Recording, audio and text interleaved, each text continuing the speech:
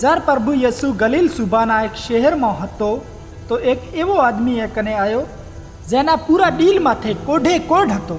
જ્યારે એણે પ્રભુ યેસુને ભાળ્યો તારી એના પગામાં પડીને વિનંતી કરવા માંડ્યો કે એ પ્રભુ, જે તમારી મરજી હોય તો મને હાજો નરવો કરીને પવિત્ર કરો.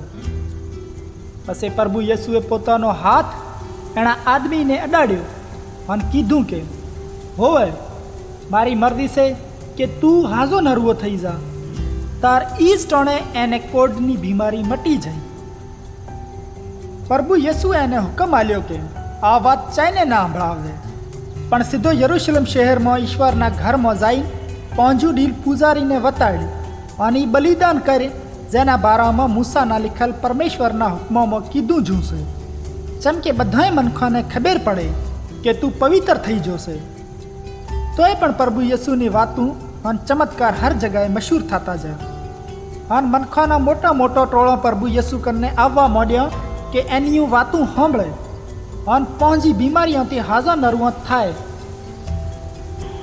પણ એ ભેળો ભેળો પ્રભુ યેસુ એકલો રણવગડામાં જાતો અને એને પ્રાર્થના કરતો.